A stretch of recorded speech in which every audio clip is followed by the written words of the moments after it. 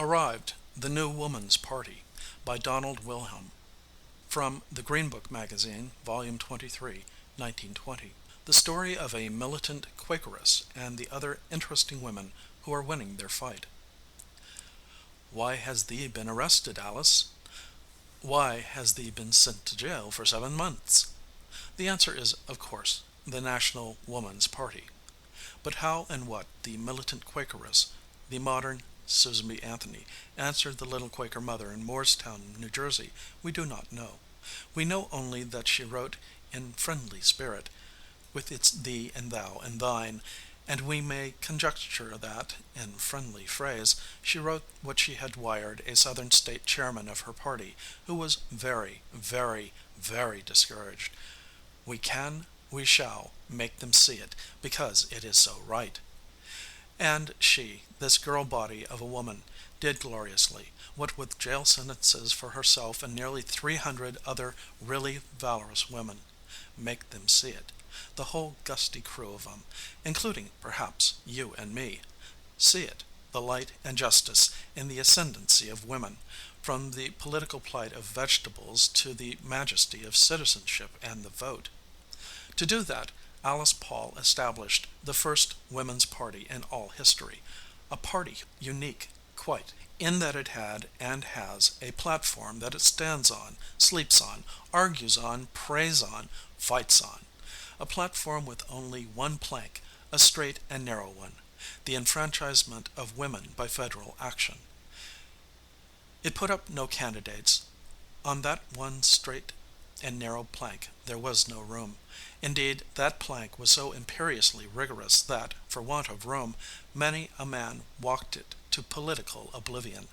But it was a wieldy and right merrily manipulated plank withal, considering that slivers from it blinded many a bad man's eye, considering that it was employed even, though the figure hurts a little, to chastise the president.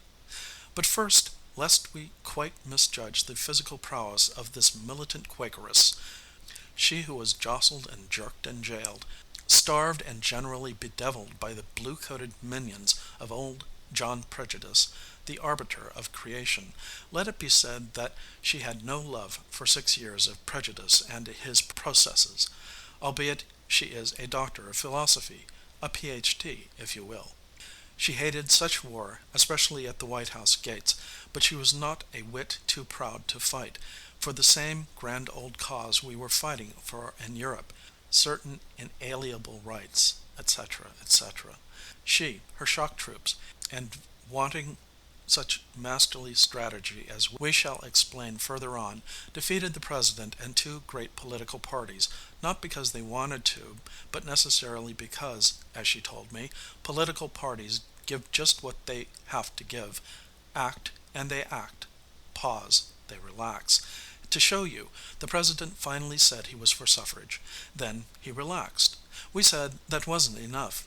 Then he went to Congress and addressed the Senate. We told him that wasn't enough. He began to write to voters to send back men in favor of suffrage. But that wasn't enough, for we knew he could, if he would, do vastly more. He began to cable them from abroad, so we met him at the pier in Boston. But that was by no means all of the strategy employed, as we shall see, in the rule laid down by the militant Quakeress that no party should enjoy peace, lest it call all women sister. So let us put our binoculars on her, and if we quite properly can get her into focus, look at her and her motives over, across, and through. Behold, then, no haggard fury with disheveled hair.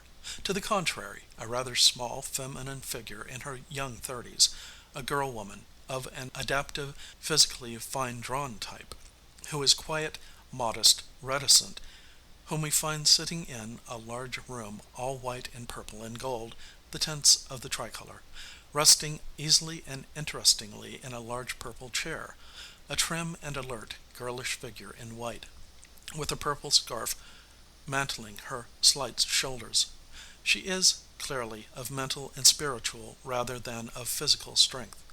And if you are a wise old owl, you see a lot to interest you in her rather triangular face, in the wide, smooth, frank, and fearless brow.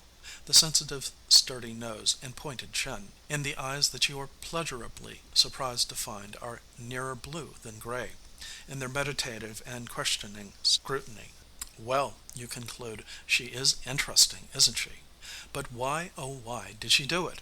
Why, oh why? Why? She would repeat, with a lurking and quizzical sense of mischief and amusement. Why? Because it had to be done. Aha! Opportunist, you tell your other self. But again, quite to the contrary. Quakeress, to be sure, and Quakers are not all prayerful. Moreover, the Quakers are raised to believe in sex equality. Susan B. Anthony was one, and Alice Paul did much to finish what she began. Miss Paul was sent to a private school early. Then she went to Swarthmore College, confident that coeducation need not be the thief of time, and was graduated in 1905, aged 20.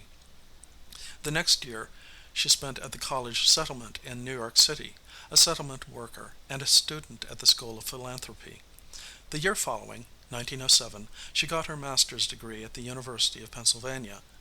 In 1907 to 1908 she studied and worked in the Woodbrook School of Social Work in Birmingham, England, and applied herself vigorously to the study of sociology and economics at the University of Birmingham. The year 1908 to 1909 she gave to a postgraduate work in the School of Economics of the University of London. While carrying on her college studies, she worked for one winter at the Summerlank settlement in Birmingham and assisted the Charity Organization Society. In London for half a year she was assistant secretary of one of the districts of the London Charity Organization Society. Another half year she gave to the Peel Institute for Social Work, in the tenement house district of London.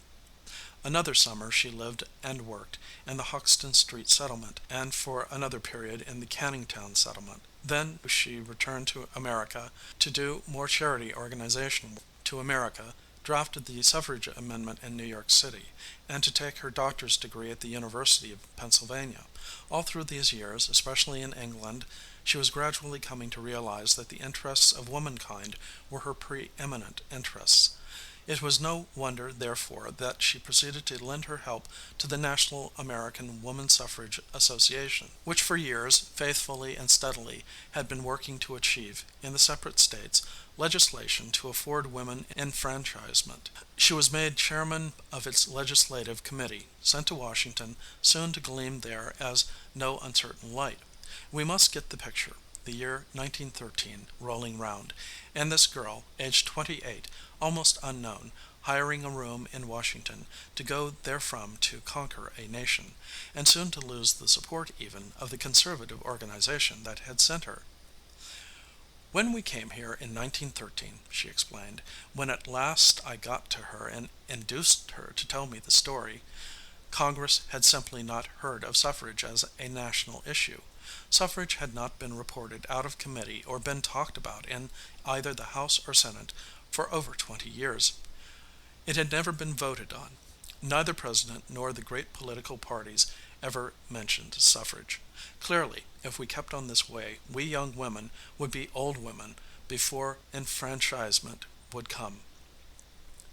If, on the other hand, we turn to the federal amendment, instead of awaiting action by the states, to concentrate the forces of suffrage on Congress and the president, probably we could force action. The National Woman's Party, it was the Congressional Union then, was short of funds. In the campaign of 1916, for instance, it had only $5,000 to spend in a campaign against two great parties, but specifically against the Democratic Party, which had, of course, hundreds of thousands of dollars, and traditions, personnel, organizations down to the last state and the last precinct in that state. It was short, too, of workers, but women and some men came forward, some to make great personal sacrifices to follow the leadership of this girl, the youngest political leader, by the way, and one of the very ablest in our national life. Her good judgment and that of her associates determined them to accept facts as they found them. It was recognized that ours is a party government. So, when the congressional elections came in the autumn of 1914, and the suffrage amendment was still disregarded in Washington, despite its shortage of personnel and of funds, the Woman's Party instituted a campaign of attack in suffrage states on the party in power, the Democratic Party, and appeal was made to women voters there to vote for the defeat of the party, the Democratic Party, which, while in power, that is, in control of the committees and of the caucus that controlled committees in Congress, had used its power and position to obstruct the enfranchisement of all women. The hard logic of party government was applied, in other words, by the Woman's Party. It served notice to this effect on the Democratic Party, from the President down, and to all its candidates. Cooperate, put the suffrage amendment through, or we'll rally all our strength against you all along the line, no matter what, individually, you say or do. In 1915, the appeal to the women voters in states that had suffrage was carried further. The first national convention of women voters was the result, in San Francisco, during the Panama Pacific Exposition. From this convention envoys were sent across the country to Washington to present to the President and Congress the demand for national enfranchisement of women. Immediately thereafter the President announced his conversion to the principles of equal suffrage by the state method, but not by the national method, which was not enough. Consequently, in the following spring, in Chicago, another great convention of voting women was held. In that convention, women organized to fight President Wilson and all Democratic candidates for office, just as long as the President and his party opposed the suffrage amendment. As a result of this convention, or at least as a result of the determination that the women displayed, suffrage planks were spiked down, for the first time in our history, in the national presidential platforms of all the political parties, for the campaign of 1916.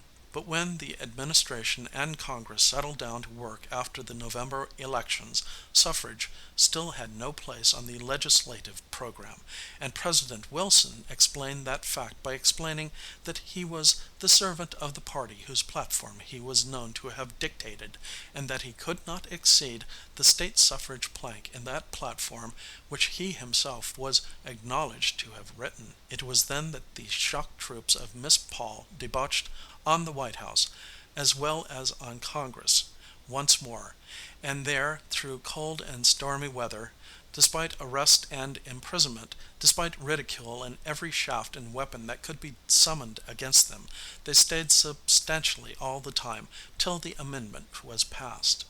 But it would be entirely superficial to suppose that Miss Paul trusted wholly to such a frontal attack. Not at all, successful though that was. She delegated to Miss Maud Younger and her corps of lobbyists the task of completing and perfecting a card index, a kind of rogues gallery, in which were recorded the results of all manner of searching inquiry about and interviews with the President, the two ex-presidents, every member of Congress and the Senate, and about everyone else who, coming or going, might have had or might have any relation to suffrage. As far as anyone knows, this was the first achievement of its scope and kind ever carried out. It was like G2, General Pershing's vast intelligence system at General Head, Amved something quarters. Closely related was the Political Committee, with Mrs. Abby Scott Baker as chairman, to which was entrusted the winning over by personal interviews of all manner of groups or collections of men or women who were known to have influence with senators or representatives, especially those senators or representatives who were listed as doubtful or black in the rogues gallery presided over by Miss Younger. And closely related likewise was the Organization and Legislative Committee, headed by Miss Doris Stevens, which extended its functions, and is still extending them, out from Washington to the state organizations and down through them to the people, or constituents, in the members' home states. It was very, very simple. Great cooperations have been laying down organization lines like these for years, with a central administrative bureau with its president or chairman of the board of directors, its subsidiaries each charged with certain functions. And it was and is very powerful. But suppose we let the militant Quakeress tell how it works in the case of a real live senator. There is the case of Senator Blank. Now we call Miss Younger's card index organization our thermometer. She gathers the information and finds out how the men stand. Also, she deals directly through the lobby with the senators and representatives here in Washington. She reported that there was no hope of getting Senator Blank by direct action. So the political committee was notified, and Mrs. Baker saw everyone who, she thought, could bring any influence to bear, information therefore being supplied largely by Miss Younger. To make a long and detailed story shorter, at about the same time the legislative committee under Miss Stevens got to work. Then Miss Stevens went to the senator's state, and in a trice, to right of him, to left of him, down the line in front of him, and in fact under him, Senator Blank, the suffragists were at work. He submitted.